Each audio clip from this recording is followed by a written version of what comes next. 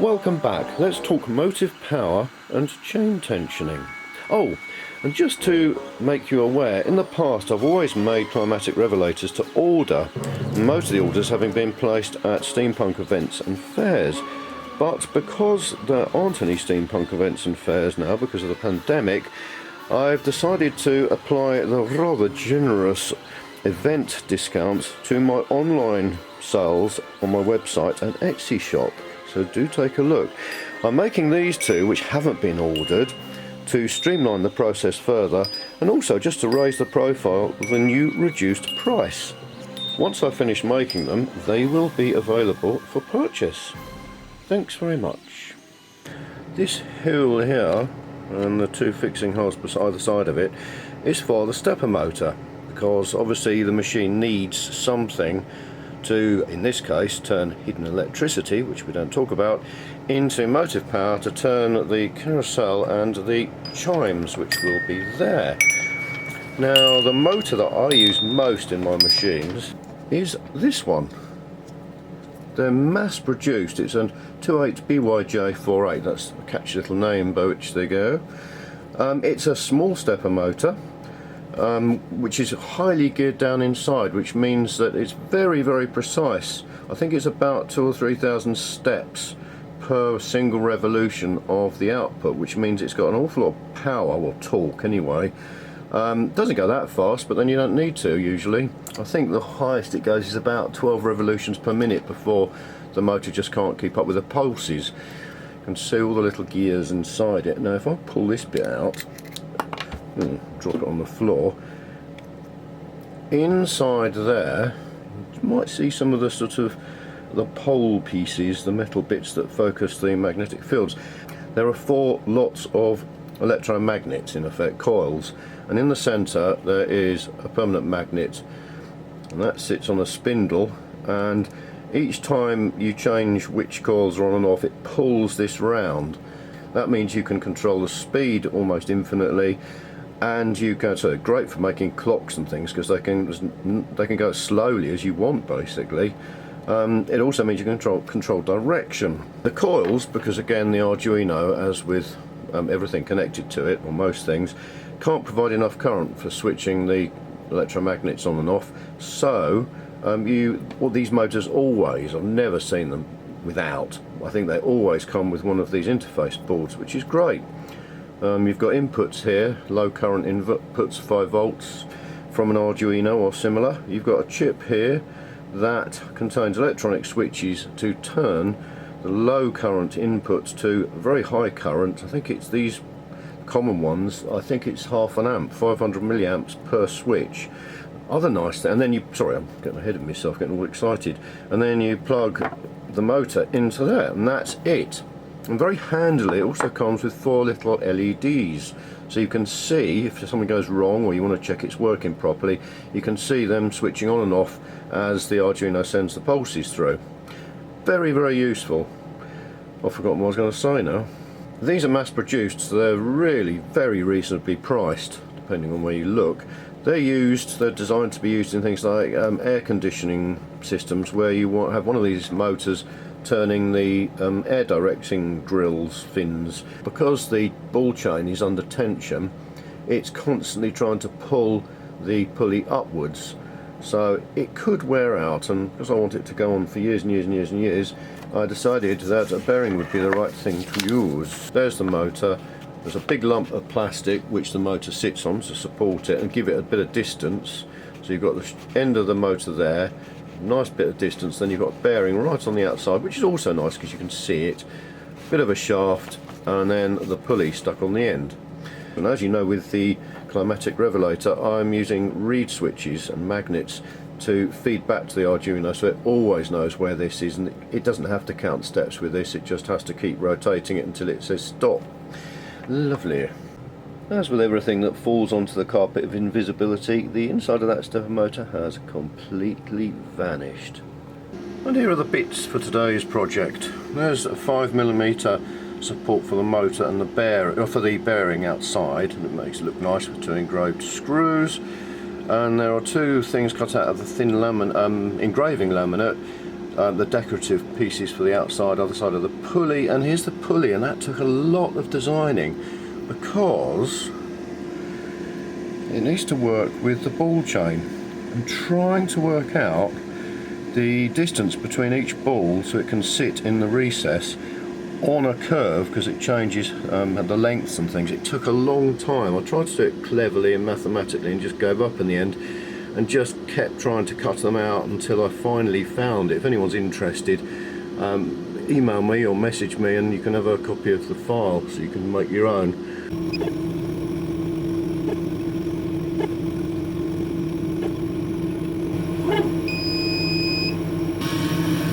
Fabulous, look at that. These are the bits I want. Sort of retro style 1960s looking flower bits. And as with all the exciting leftovers that I don't actually need, they are going into yet another new box of exciting bits. I mean, there's wooden offcuts. Perhaps I should market these. Funny looking shapes like that. Interesting. Oh, it's just full of exciting stuff. As I say, I've now got boxes of this. I just can't bear to throw it away. Any suggestions, as long as they're polite, gratefully received. So it engraves the screw effect first, and then it'll go on and cut out the rest of it. You can see the difference in speed. It's going at 10 millimeters a second now, which is fine for 3mm acrylic. Just about to cut the pulley wheels. You may be asking yourself, what are these three small holes for? Those who've watched videos before will know that these are, I think, about 1mm diameter.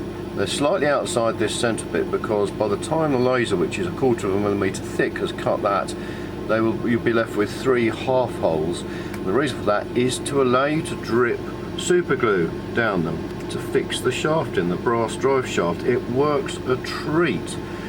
The glue is taken down by capillary reaction, soaks all around the minuscule gaps, and it sticks like certain proverbials to a shovel. As always, I'm having to clean up the engraving laminate because it's not acrylic. I think it might be polystyrene or something, but you get an awful lot of soot on it, and isopropyl alcohol gets rid of it, as you can see. Unfortunately, I've run out of kitchen roll, so I'm having to use toilet roll. Obviously, this is not designed for you to wipe your bottom with isopropyl alcohol, because it is absolutely useless. It's disintegrating. Another collection of exciting parts, and I do love collections of exciting parts. Here's the bearing I'm going to use for this. Bearings are lovely, as you know. I won't go whitter on about them too much, but look at the size of that one. You get them in every conceivable size.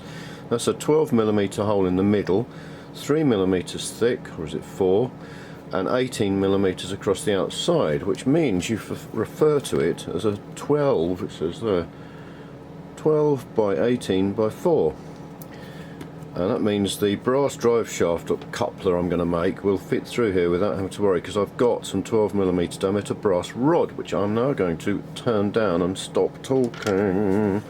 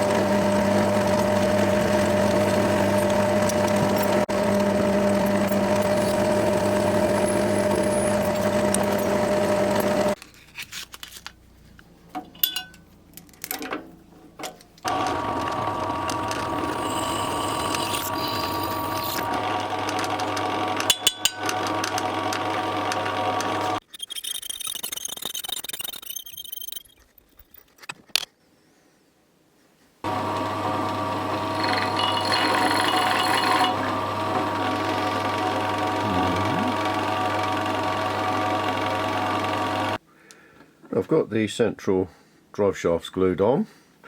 Seems a bit silly really, because I'm now going to spray these with brass paint, and I'm going to have to paint the brass with brass, but never mind. and this then fits through here, which holds the bearing, through the wood, through this bit which is simply a spacer, and then the motor sits on the outside, and hopefully it all lines up. First thing, or next thing, is to get everything painted.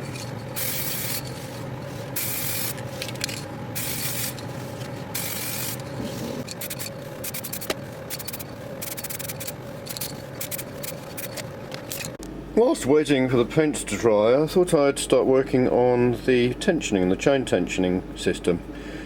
And I thought, I know, I'll drill the holes, because obviously it's cut on the laser cutter, so the holes this way and this plane can be cut by the laser cutter, but not that one. I need fixing holes to put screws through into the base. And I thought, oh, I can't be bothered to use vices. Let's just sit it on the edge like that. So I drilled one, and then turned it around, drilled down, thought, I'm sure I remember this caused a problem last time. As I was thinking it, of course it snapped it, and flew it across the room.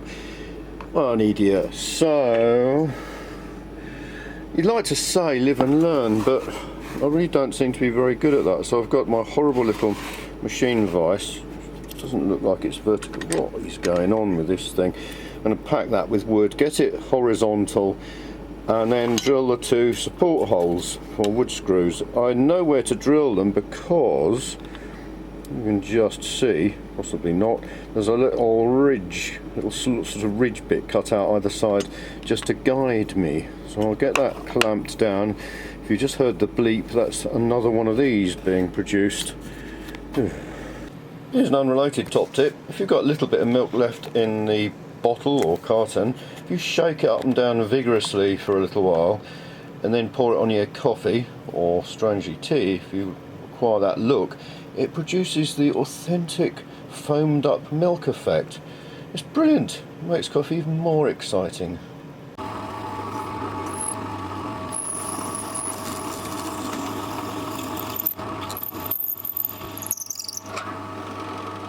So I've got these drilled, countersunk, ready for the countersunk screws. I think these ones I'm going to use. Again, always brass with a flat top slot rather, and they just sit nicely there, and there's enough protruding to fix it into the base. Now there's going to be a spring between this arm that goes up and down with one pulley on and the base, and in the past I've used very small brass hooks and I haven't got any, but what I have got, just been sitting around for ages waiting for some great day of resurrection, and it's arrived. These brass panel pins. Didn't want to get rid of them, and I've got some nice round nosed pliers. All you have to do is very satisfying. Yeah, perfect. I've just come up with another brilliant use for a Vblock. I've got ends of brass pipes and tubes and things, and I want to sand them flat. I've been wobbling around trying to do it all over the place. I just suddenly thought, hold that against there.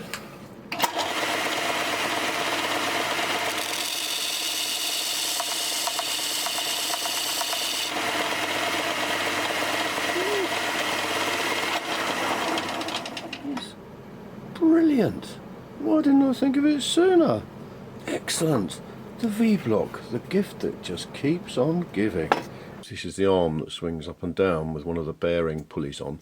It's got a little brass insert. Now I've figured out how to use the wonderful Vblock to sand the ends. It's perfect. So I've glued that in, and that just basically provides a really nice smooth surface for the swinging arm bit to pivot around, so it doesn't cause any friction.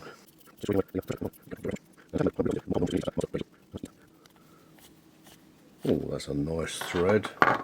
Beautiful. And then, look, M5 screw, all standardised, obviously brilliant. I'll just screw in there. That's fantastic. And here are the bearing pulleys that I was mittering on about. Basically, they've got a bearing built into the centre and a pulley around the outside. What I'm doing, because they were covered in hideously thick, nasty, sticky grease, to stop them from rusting in transit, I assume. So I've put them in some isopropyl alcohol. I've used these several times on invention steampunk machines. For example, the barometric prognosticator, they guide the brass push rod around the Scotch yoke mechanism that adjusts the pitch of the cuckoo flute that plays the weather forecast each hour, and can play the national anthem as well, I'll add. And they just basically guide the brass rod and keep it perpendicular and very, very low friction. Lathes are so useful. Because I've painted the brass shaft on this pulley, the bearing won't slide on easily. I needed to get it so it's a 13mm distance from the back of the bearing to the inside of this pulley. Put it on the lathe, bit of wood to protect the paintwork, and then you've got an accurate readings off here to tell you how far you've gone in, and then you've got the load of force by turning this handle, slowly pushing the bearing along. It's fantastic. I'll try and show you this going together, because I've just had to separate the two parts again because I realised I couldn't get the screws in to this once the pulley was in. So I'm going to have to put the screws through, then get that, sit that on a suitable tube, which isn't that one. Hang on. Yet another use for the V-blocks. So what I'm going to do, put that in now, and then get a piece of wood so I don't get fingerprints on it and damage it, and then just ease it down. So that's it. Now it's lined up, it's flush with the back. Yeah, that's perfect. I'm going to put this through there. You can see the screws wouldn't go in before. So that's what it looks like from the outside. Then there's the extra 2mm of space, so you can see there is a gap between the end of the brass thing and the motor, and that looks great. It turns freely. I'm not going to turn it too much because you can shred the threads in these little motors if you turn them. So obviously if you turn it fast on the outside, it's going to be spinning around some lunatic speed on the inside. Lots of exciting parts which we're going to use to build the two chain tensioners. I started putting this together by screwing an M5 stud into the threaded hole.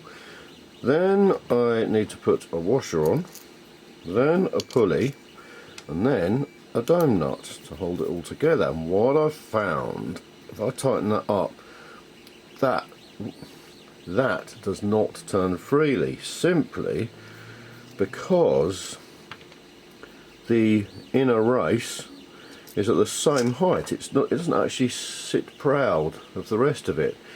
Out of this lovely metallic card, I've cut some spaces that should be exactly the right size.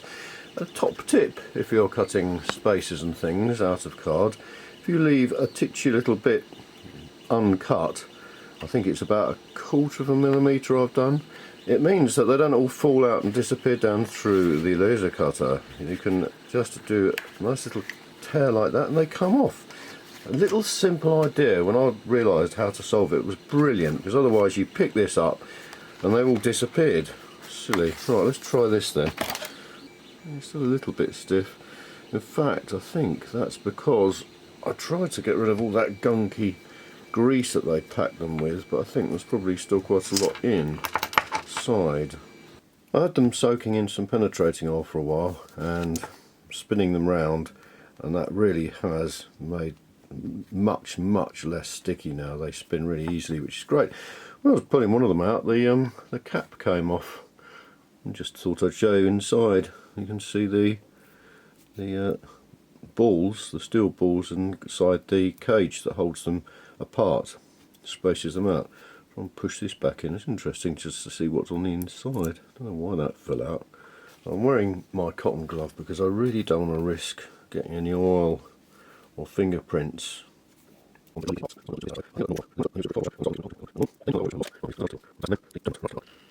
Oh, that's lovely. Oh, that's just fabulous. Look at that. That's it. And there you have it. So the chain comes in here and over the top, and this just keeps it pulled down.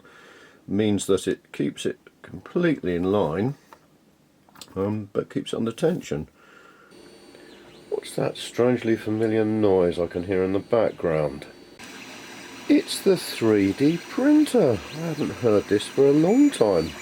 As is my wont, I didn't notice that I was running out of these gauge kits. The Kraken animated moving, which is animated gauge kits. I thought I'd better start printing some more of these bases and gears and things, so that is what I'm doing. Poor Victoria, one day.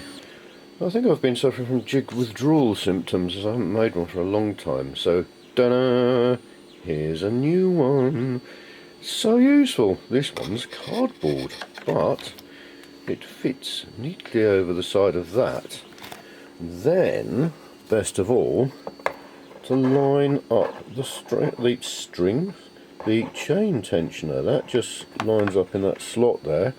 I can then mark out the two holes and screw them in, knowing, lots and lots of confidence, hopefully, that it will end up in the right place. I will get on and do that now. Lovely jig. Interesting. Subtractive construction going on here. Additive construction going on here. How fascinating, if you like that sort of thing.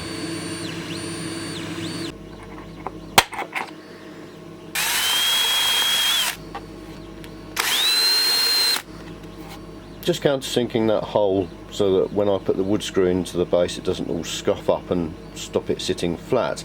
And this centre punch is good because when you push it down it's spring loaded. If you push it at a certain hole firmness it'll suddenly click, which will help it mark where you want the hole.